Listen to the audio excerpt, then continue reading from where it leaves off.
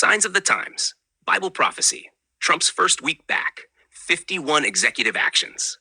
In the first week of Donald Trump's return to the White House, his administration wasted no time in signing an unprecedented 51 executive orders.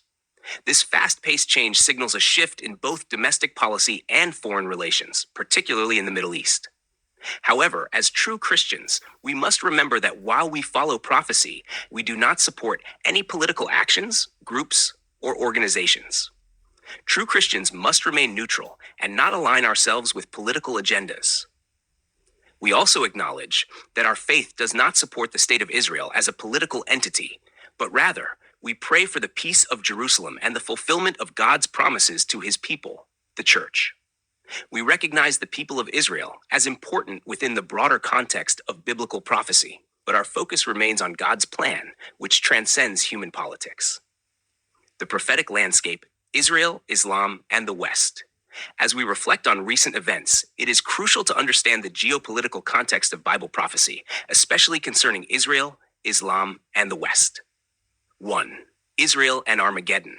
The Bible speaks of Israel being at the center of the prophetic timeline leading up to Armageddon. As Ezekiel 38 outlines, the nation of Israel will be in the land, likely at peace, controlling territories like the West Bank, and focused on prosperity. The prophecy indicates a period of peace on the mountains of Israel, where they will thrive and multiply. Number 2. Russia's role in prophecy.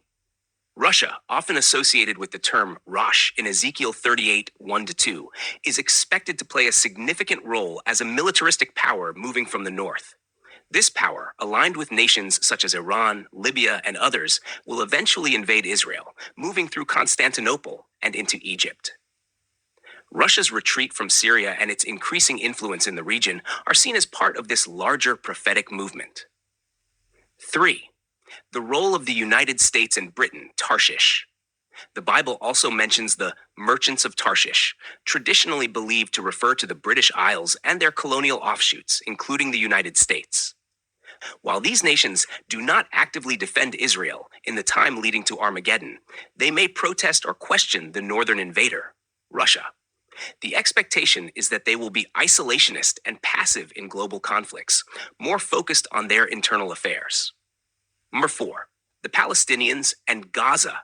Prophecy indicates that the territory of Gaza and the West Bank may remain under foreign control, but the peace and security of Israel will not be compromised.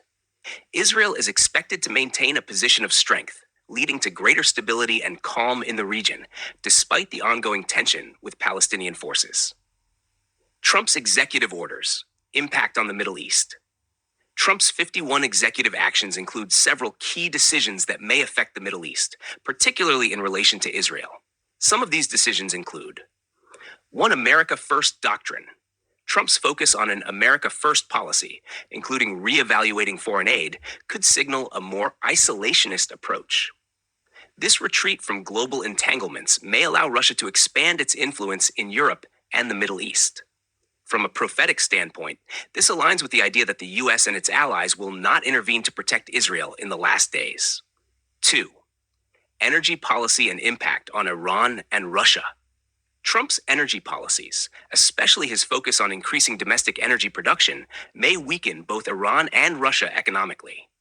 By reducing the global price of oil, Trump could potentially undermine the economic foundations of these nations, particularly Iran, which funds much of its regional influence through oil exports. This could create the conditions for peace in Israel's mountains, as described in Ezekiel. Number 3, sanctions and support for Israel. Trump's executive actions have also included the removal of sanctions on certain Israeli individuals and groups, signaling strong support for Israel. By halting funding to organizations like UNRWA and reinstating sanctions on the International Criminal Court, Trump is taking a firm stance in favor of Israel's sovereignty and security. This could lead to a more favorable situation for Israel in the long run.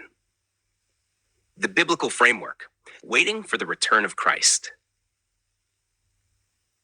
As true Christians, we remain neutral in worldly political affairs, knowing that God's plan is unfolding according to his will. While these executive actions are significant, we must remember that they are only part of the larger picture prophesied in the Bible. Our focus is not on political power, but on the return of Christ, who will redeem his people and bring peace to Zion. In conclusion, while we observe the shifting geopolitical dynamics, we keep our eyes on the ultimate fulfillment of prophecy. The nations are aligning as the Bible foretold, and though we do not support any political entity, we watch and wait for the return of Christ, whose reign will bring true peace to the world. The signs are all around us, and the day of his return draws near.